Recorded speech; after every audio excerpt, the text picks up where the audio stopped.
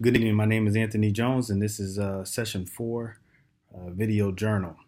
This week's questions are summarize biblical guidelines for decision making, explain why conflict happens, formulate biblically based guidelines for dealing with conflict. I read something from Miles Monroe one time that said the hardest thing about life is just knowing what to decide, choosing amongst the alternatives. That God has given us a very powerful gift to decide what we want to decide. Um, but also, with that, we also have one of the most dangerous gifts because we have the ability to decide against the maker who designed us. So that's a dangerous gift.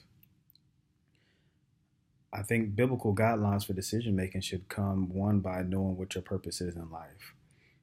Paul, I'm going to paraphrase this, in Corinthians says, you know, there's a lot of good things. There are a lot of good things for me, but not everything is permissible for me.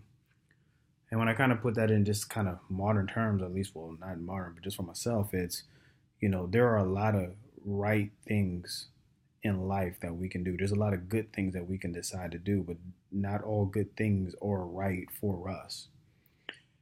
And I think that one of the things that the devil tries to do is just to try to get us to do a lot of right things. Um, because right is not bad, so right must be good. But good may not be good. I feel like this is real complicated. What I'm saying is, when you understand what your purpose is in life, then you understand the roads that won't take you there. You understand your friends that won't get you there.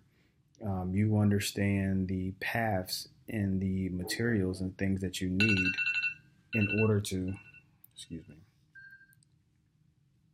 that's going to get you there. When you understand your purpose in life, it helps you to make better decisions. If I understand that I want to be a doctor in life, then I won't read books on wrestling. Not that there's anything wrong with that, but that doesn't is good, but it doesn't help me towards my purpose in life. Once again, I know if my purpose in life is to, you know, uh, go to California or something like that. I don't know. But if my purpose is A, to do whatever A is in life, then I know about the other things that will prohibit me from going there. Knowing your purpose in life, I think creates the vision that you need. You know the friends that will try to help you get to your purpose. Um, just your actions. I mean, there's just so many things, and I got my head running right now trying to think of an example. But I think you probably get the point of ultimately what it is that I'm saying. So when you understand your purpose in life, then you know how to make decisions that protect your purpose, or in other words, the assignment that God put you here. Not understanding your purpose in life and not understanding the reason why God has put you here can ultimately lead to you doing a whole bunch of good things in life, but ultimately not the right things. I think conflict happens once again, I stick back on purpose. Conflict happens because you get frustrated. Um, you know, the assignment that God has called us to do will make you frustrated if you go against it. When, I like going to work every day. I enjoy it. I think that I'm in my niche in life. I have some friends that are not that way. They dread Mondays. They can't stand it. And I think conflict happens within ourselves because when you are doing something that is not in line with what God has called you to do, then it creates frustration. Um, an apple tree will always be frustrated if it wants to grow bananas. That's not its assignment. That's not what it's called to do. That's not its purpose in life. Um, Eyes will always be frustrated if they want to walk. Eyes are for vision, not for walking. So once again, I mean, I know those are probably funny terms, but um, frustration grows within us when we don't quite understand what God has called us to do, or we're doing something against the grain that God called us to do.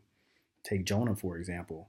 He understood what his assignment was that God gave him. He chose to go against the grain. And because of that, he suffered a lot of frustration, got thrown over the boat, got swallowed up by a whale. And I'm sure that was really frustrating. I'm sure he didn't like that. But I think on a larger scale, that's what happens to us, where frustration comes in at when we go against the grain of God. Um, Formulating a biblically based guidelines for dealing with conflict. I mean, I'm not saying that just because we are doing what God has called us to do that we won't have conflict. I mean, obviously that'd be naive to say that, but I think that dealing with conflict is what I just read in the New Testament earlier this week. It's a mindset, like what Paul said. I have learned to be content in the things that I have and the things that I don't have.